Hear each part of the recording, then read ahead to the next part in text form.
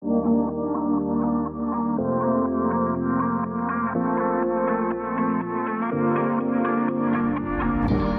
right. Hi, everyone. We are so excited today to be joined by Andrea Liebross. Andrea is a business coach for entrepreneurial women, like many interior designers out there.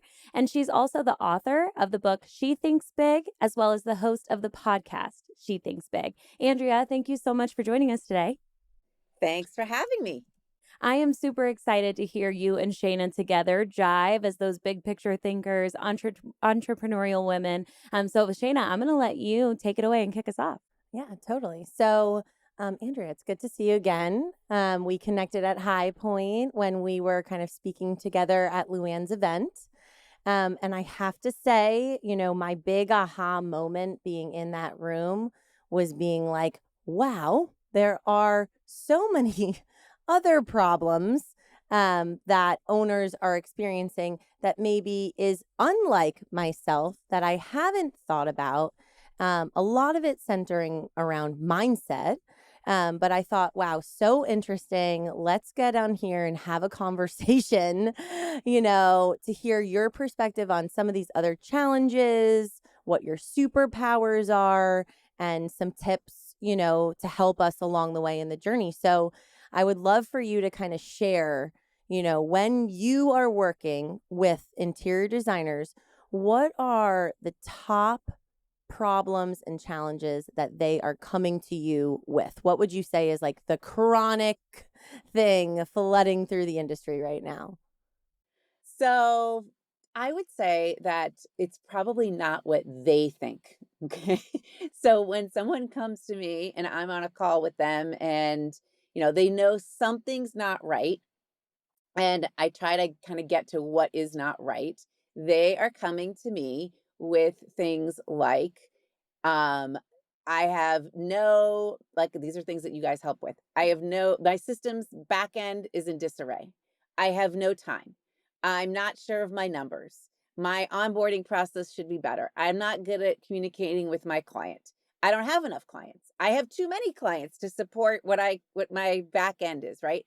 So, but all of that is very, very, very real, and 100% needs to be addressed.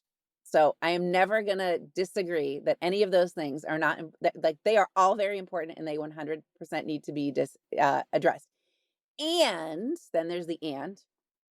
What really is going on from a 30,000 foot view, right? So you guys are experts at getting in the weeds with them and creating these systems. Like, you want this thing to flow, which that needs to flow. However, if we go way up in the sky, the 30,000 foot view, what I think is really going on is that their vision of what their business potentially could be, and I like to say this is like the Disney princess or Wicked version where you can wave a magic wand, right? If I say, I'm like, if I gave you a magic wand to wave, or you could sprinkle magic fairy dust over your business, what do you envision? Like, what could it be? So they all have some vision, although it's harder for some than others, but there is a vision. It is not aligned right now with the actions you're taking, or you're not taking actions to make that vision a reality, right? So I see this sort of disconnect between vision and action. So basically, you're Yeah, saying that the problem is them. the They are the problem is them. problem. They are the problem, They are the centering problem. around all of these other, like, they're kind of blaming finger. We did this on a different podcast. Where's the finger put going? the finger down. Put the finger down. They kind of do this, point the finger down, right? And this is the problem in all these different buckets that centers around how this business is working, and mostly I find they blame the people. I mean, some people do know it's process, but usually the first thing is the people around them are just not operating correctly. When, just like you said, it centers around them, at the 30,000 foot view, at the top of the 30,000 foot pyramid stands you as the leader, and everything falls underneath that bad boy. And it's you. And so I'm excited to dive into how the heck you are fixing this, Andrea, because let me just tell you, it's not for me, that is an innate, and Evelyn, chime in if you ever disagree and I'm I just always straight up do. lying. I know you do. But that's never been my problem. I've always pointed the finger at myself, 100% always. And I think that has really served myself in leadership and growth. But now in supporting everything that goes under this person who's standing at 30,000 feet, to me, it's a pretty chronic issue that they point the finger down instead of going up. So how the heck are you solving this, Andrea? Please So let I me think, know. yeah, they do the finger. I love the finger. The fingered, yes. So the finger, right. So We the got thing her. is, We got the her. the first thing is they have to like, if I say, sometimes I'll ask, okay, what's getting in the way of you X, Y, and Z? And a lot of times, like, they will admit that they're probably the bottleneck or they're probably the problem.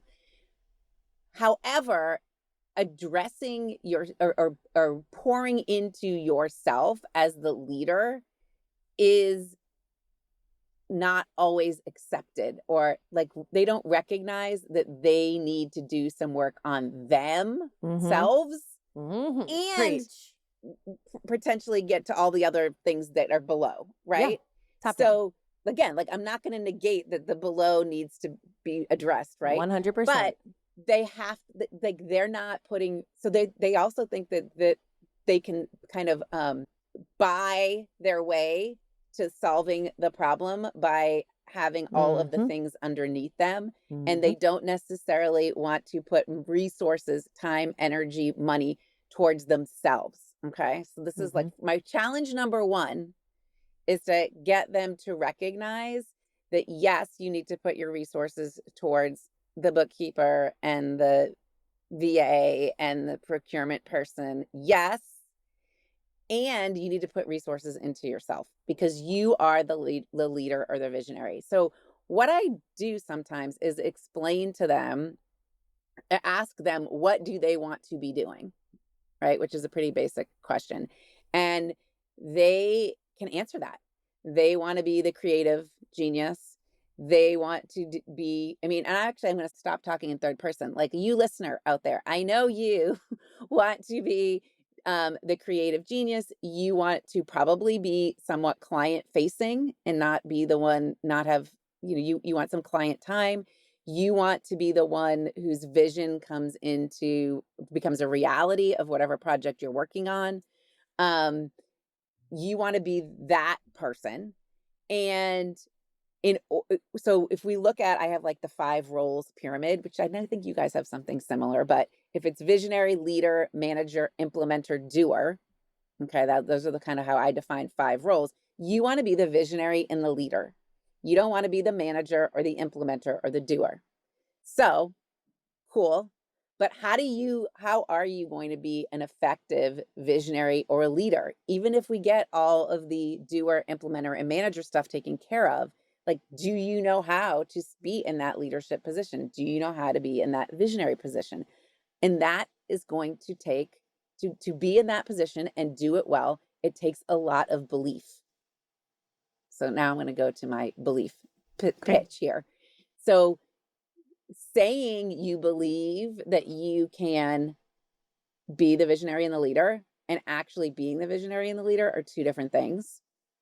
It's kind of like, yes, saying it's easier than making it happen.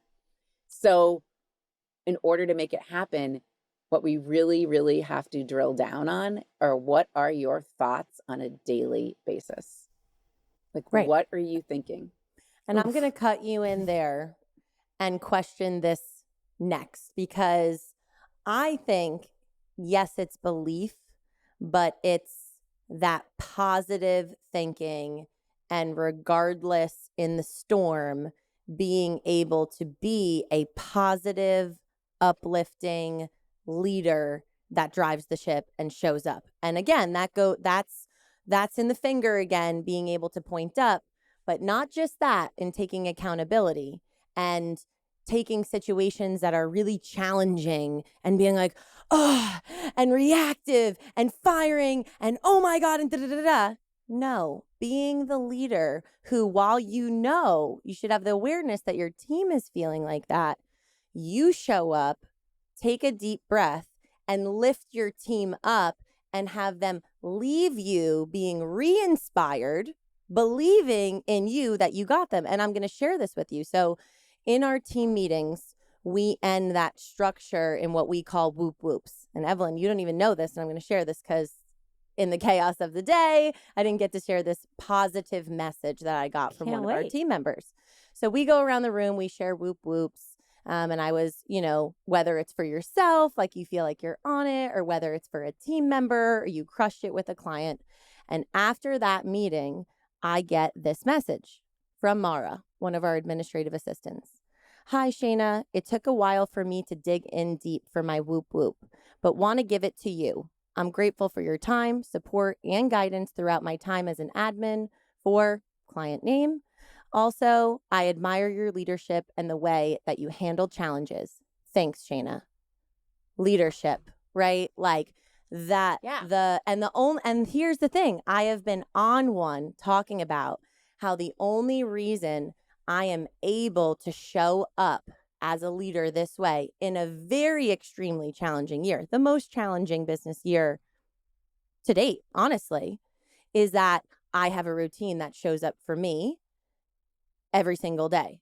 And this fitness journey and some rules and boundaries of not looking in my email before my, working time, and really shutting off, really trying to shut off at an earlier before 5 time to be home with my kids, and really not working unless maybe with the exception they're in bed, but really trying to spend that time with husband, and really trying to commit to that one lunch a week that we're business owners and we can do it. And I can have lunch with my husband once a week.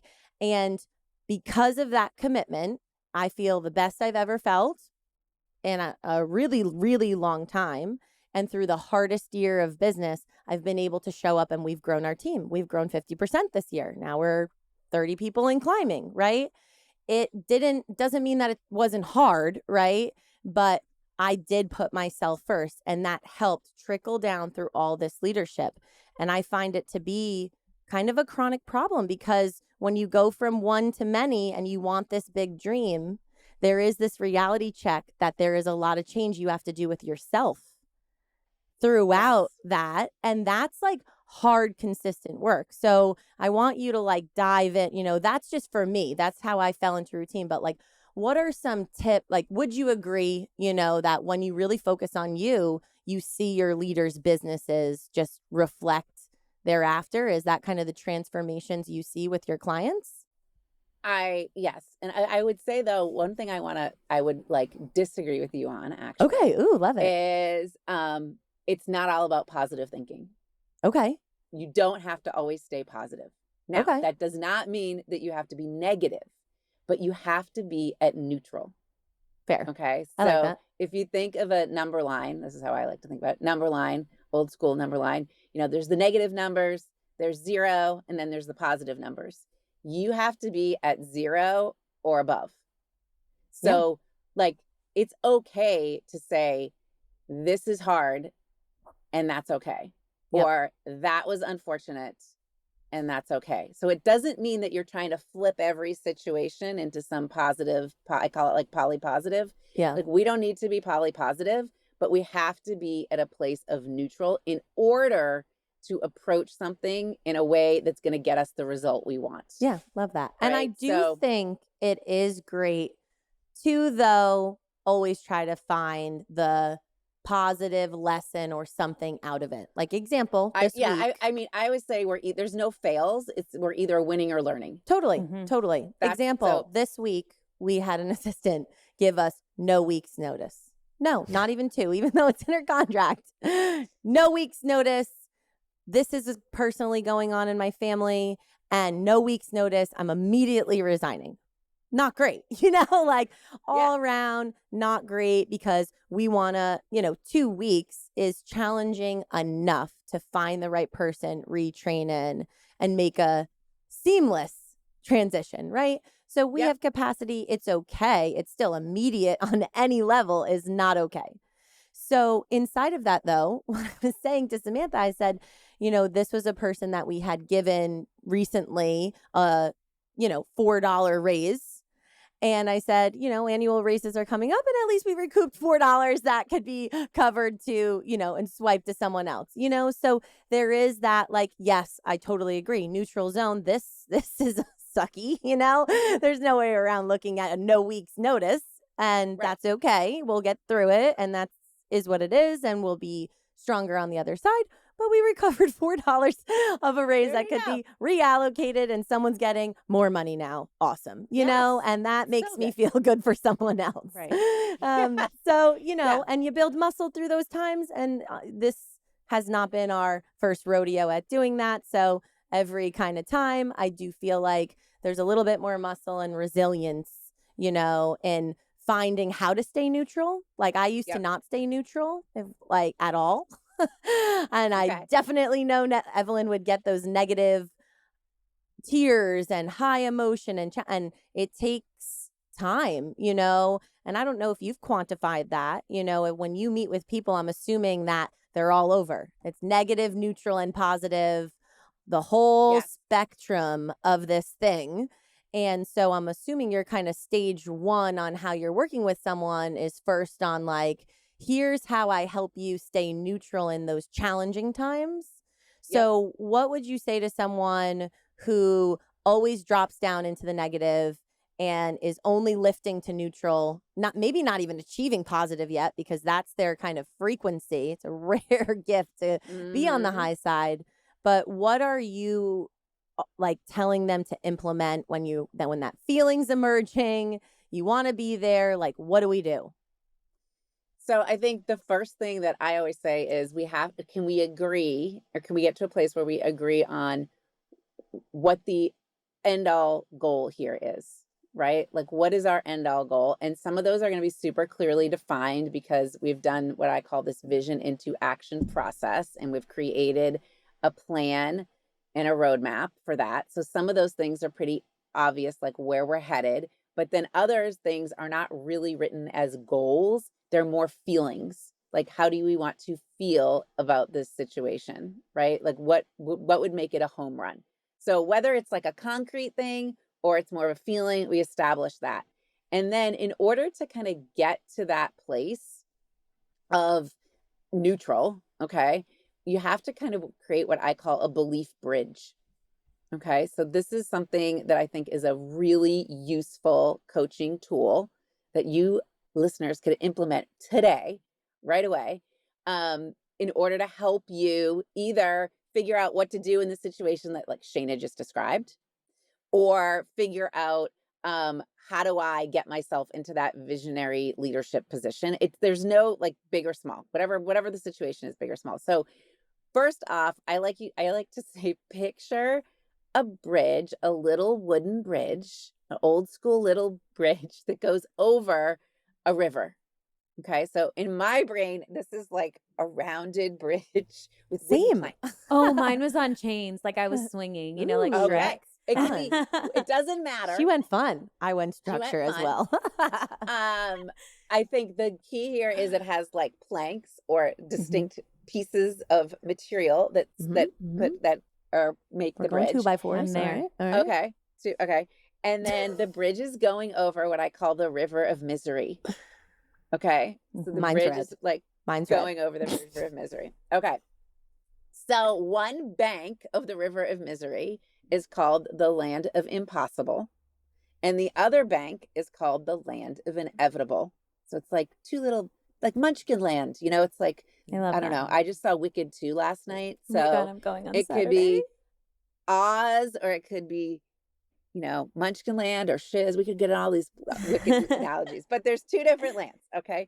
And you're right now, you're on the we're on the land of impossible. And this is where the current belief lives. The belief that feels really true right now, such as this will never work. I don't know how. It's definitely the people, kind of going back to what Shayna said. I'm not the kind of person who does that. right? Whatever this belief is over there, and usually they're big kind of general things, honestly. We can't afford it. That's another great one. Is I'm not like, this isn't how I should be spending my money, whatever it is. But then across the river is really the result you want, the belief you wish you could hold, but can't yet genuinely believe. Okay. So that's like the land of inevitable. This is where this belief is fully integrated, where the thing you want feels certain, achievable, normal. This is where you're kind of saying, of course I can do this. I create results. This is who I am now. I take Fridays off. I have a system in place where my whoever handles all of the documentation, okay, whatever that is, right? But between these two banks is this river of misery. And this is the emotional discomfort of growth. Like, this is where doubt is floating and second guessing is floating around and fear and the urge to quit and all of those things. And most people try to jump straight across, or they zip line, okay, from the land of impossible to the land of inevitable. Okay. But here's the problem. The nervous system won't do that.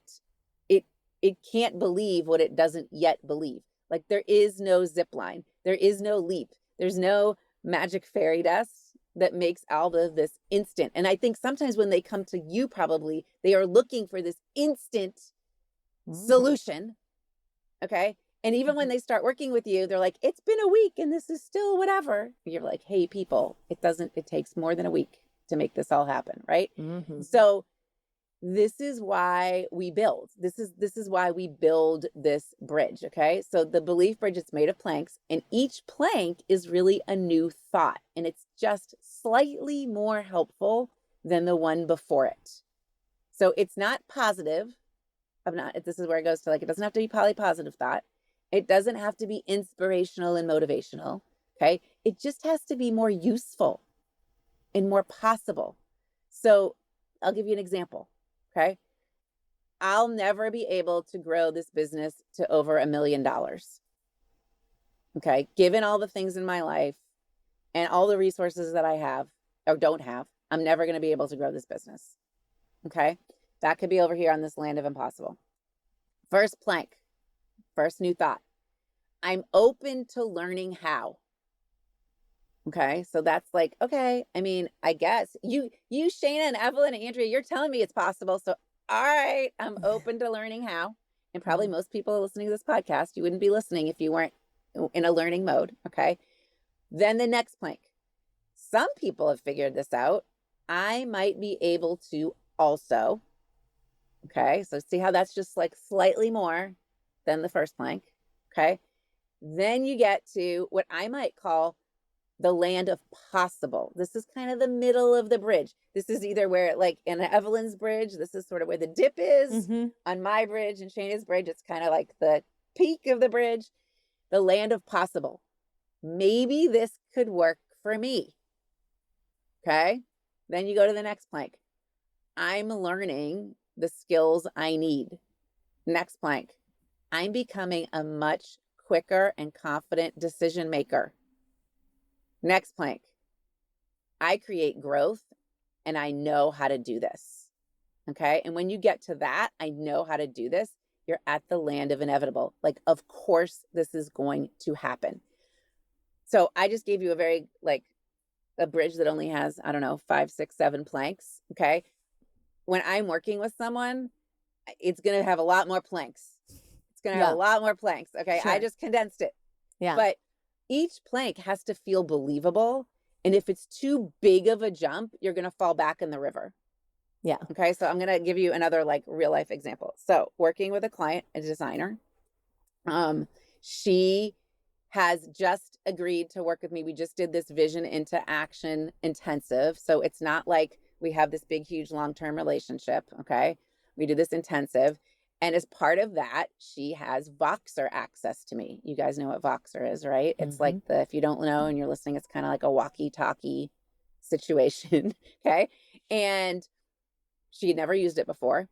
Okay. But I was like, hey, listen, this is going to be your new best friend for the next 2 weeks. And I want you to use it. Like you have access to me. I want you to use it. And I want you to run by me what the thoughts that you're having. And she's like, I don't know if I can do this. I said, I think you can. I'm gonna help you do it too, because I'm gonna be boxering you and asking you what you're thinking about. And over the last 3 days, we have gone from the land of impossible to the land of inevitable. Okay. And she was making the decision here was, I don't know if I can ever get my books in place. I don't know if anyone else out there could do as good a job as I can. My husband's a finance guy, and I mean, we should just let him do it. Okay. So that was over here impossible. But there was some like inkling because I said to her, do you really want to be discussing this at the kitchen table? Like, is this really helpful that your nights are consumed by looking at your numbers in your business? Like, is this how you want your marriage to go? Okay. Like, yes, maybe they're capable, but is this really what you want? And we have gone through now getting her to the place where she needs to hire out this particular part of her business. She needs to, sure, we can have some discovery calls with different people, find the best fit. We can ask all the questions. We can run this through your internal processing system by talking about it. And we can move you through this over this belief bridge to this morning. She messaged me and said, okay, I signed on the dotted line. I did the DocuSign. Cool. They're hired. Okay. But like 3 days ago, she was like, I don't know if this is a good thing I need to spend on. I should be able to handle this myself. So that's like an example of how we kind of go through this, and it doesn't happen overnight. Yeah. So there's something I was thinking about as you were sharing the whole bridge. And I'm my take on this is a mindset bridge. This is the Mm-hmm. belief system bridge. If you're Mm-hmm. struggling to believe and you are in the land of impossible, that is exactly what you need to do. Shift this thinking. And I Yep. just had a conversation with one of our clients. It's actually her husband's business, but the same exact scenario. Like she's like, look at my dining room table. He just won't give up the payroll and the financials and like just won't let it go. And this is just my life. Every 2 weeks, this is my dining table. So it's then this is why I be on the show, because for me, there's a other type of person where I feel like the beliefs are there, but it's the habits of the person that need to change. And Yep. as you were talking, I created it's kind of like needing to go to AA, but you got to get your beliefs in order to believe you have a problem first, or that you Correct. can achieve this thing. And that's the group circle, whatever they put around you when they're like, you don't think you have a problem. And like the whole community comes around you. They're like, no, you have a problem. Like, and you're like, Yep. oh shit. Or you're getting dragged off to, AA. And then at AA, you've got to change habits and you've got to detox first, which is terrible Mm-hmm. feeling. Then you've Mm-hmm. got to like refine your groove and start feeling good in a new routine.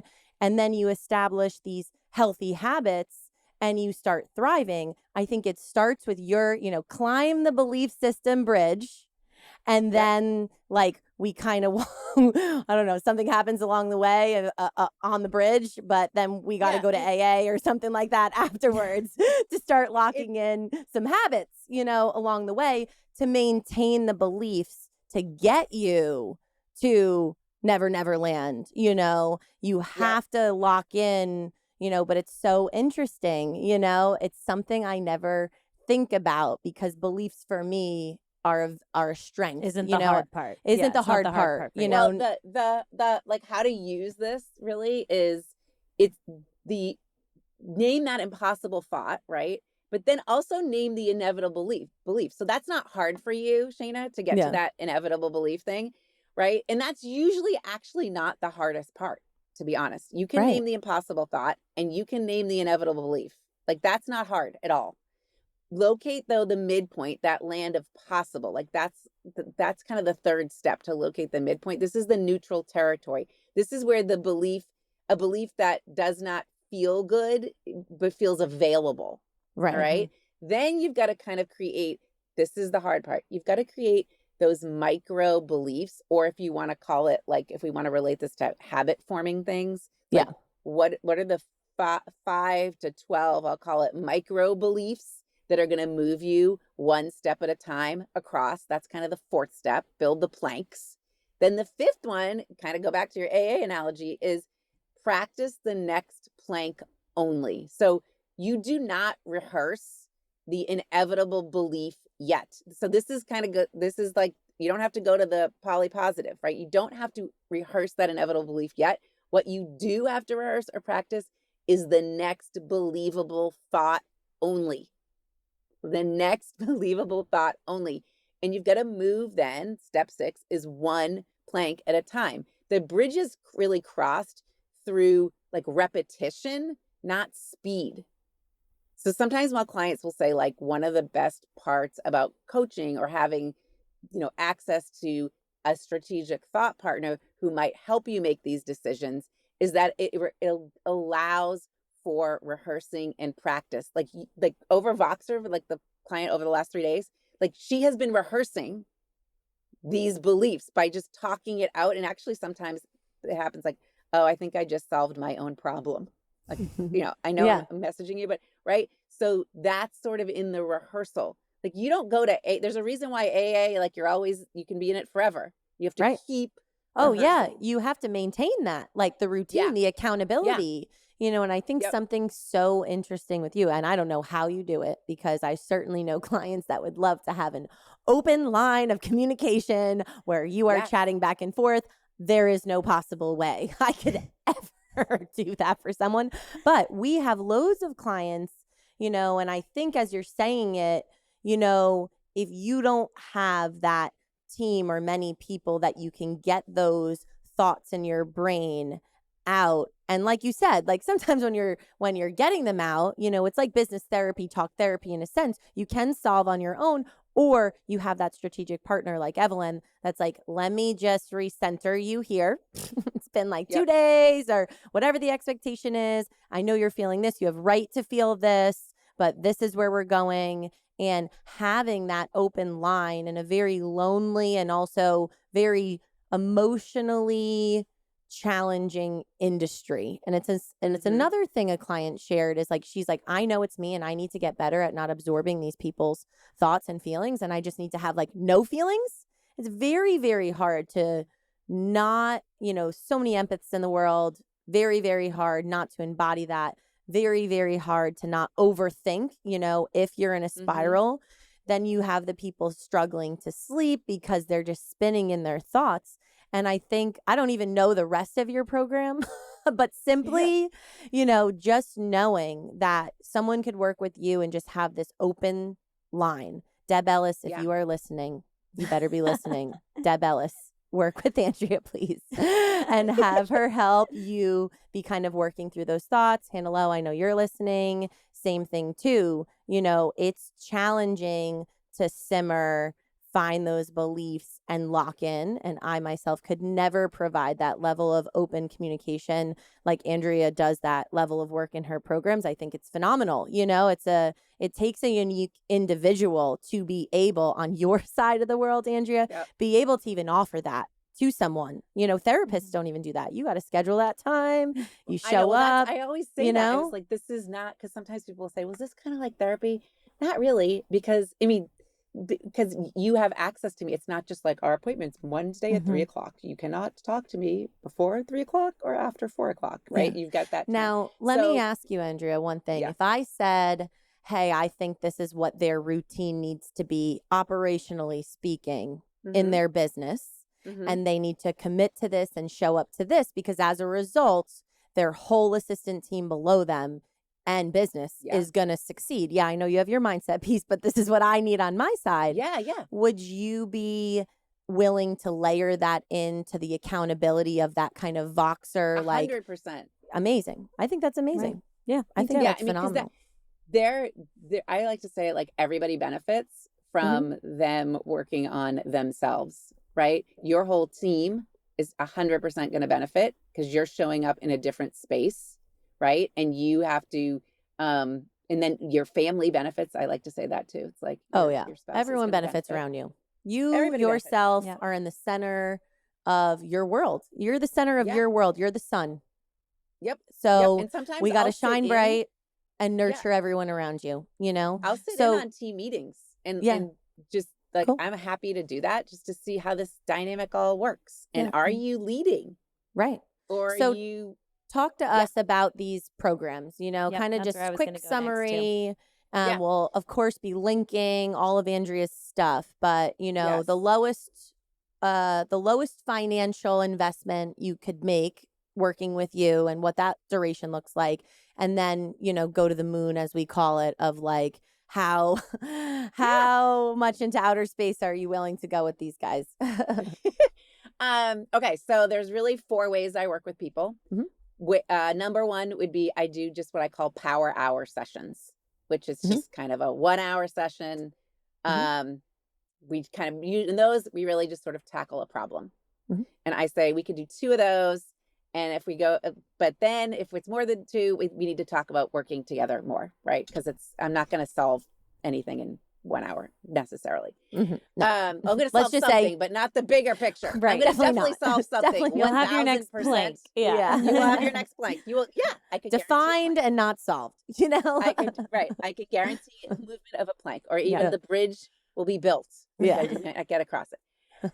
Then I do what I call these vision into action or activator intensives, where that is us sitting down for a 4-hour block of time. There's some work before it we meet, and then there's work after it. We meet before and after as well. But in that 4-hour block of time, we kind of I help you by asking hopefully very strategic and pointed questions. I help you download what your vision is for this business with the magic fairy dust.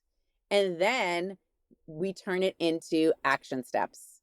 What do you need to be doing this year, this quarter, this month, this week, etc.? And we get into the real nitty gritty, and we make sure that this year, this quarter, this month all align with your vision of where you want the business to be in a year, in 3 years, in 10 years. And this is not just about business, this is about you as a whole human.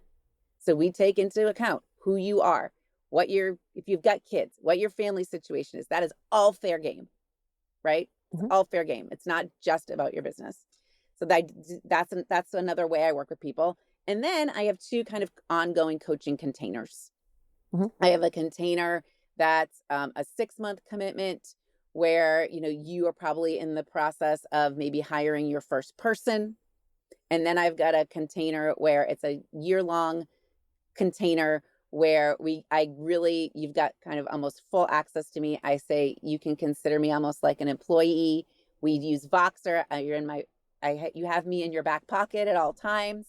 And that we meet right with all of them. Actually, we meet regularly over Zoom, but when you're in that container that I call Ascension, we also do 2 in-person retreats a year, which are really both fun as well as productive. Mhm. So it's really those ongoing containers kind of depend where you're at in your business, but Totally. power hour, activator intensive, and then 2 ongoing coaching containers. Cool. Love it. Awesome. Awesome. Yeah. Well, Andrea, just to kind of like leave us off with our last thought, for that person who heard you and says, yes, I want to be the visionary and the leader, but I don't feel like I'm there yet. What's that last thing that you would say to them to get them to just feel that first plink of belief?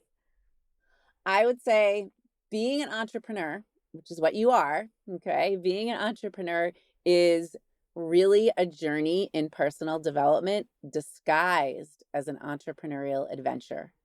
So you have to your business is only going to grow as fast as you grow and as fast as you really start to understand how you're thinking. And belief is really structural just as much as the VA and the marketing and the operations. Like belief needs as tall a seat or as big a seat at the table as do all those other pieces. Love that. Awesome. Well, thank you so much for sharing that with us and with our listeners. And thank you for joining us today. Thanks for having me. Well, that wraps up today's conversation with Andrea Liebross. We hope you found her insights on mindset, leadership, and building belief bridges as inspiring as we did. Andrea reminded us that real growth starts from within and that every business breakthrough begins with a shift in how we think and lead. Andrea's approach to mindset coaching is all about getting unstuck and taking confident action. Whether it's letting go of old habits, building new routines, or just believing in what's possible, her Belief Bridge framework is such a powerful tool for anyone ready to level up. If you want to learn more from Andrea, be sure to check out her podcast, She Thinks Big, or visit her website at andrealiebross.com.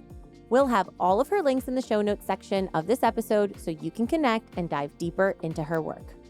As always, if you're looking for more resources and practical strategies, be sure to join our email list at fordesignerbusiness.com/subscribe. We'll send you ideas and support straight to your inbox. And if you'd like to talk through your business plans, get feedback, or just need a sounding board, schedule a free call with us at fordesignerbusiness.com. We would love to hear from you. And don't forget, we want to discuss your burning questions on this podcast. Please take a moment to leave us a quick, anonymous voice note with your question directly at fordesignerbusiness.com or at the link in the show notes for this episode. If you're enjoying the show, please help us reach more designers just like you by taking a quick moment to rate, review, and subscribe wherever you listen.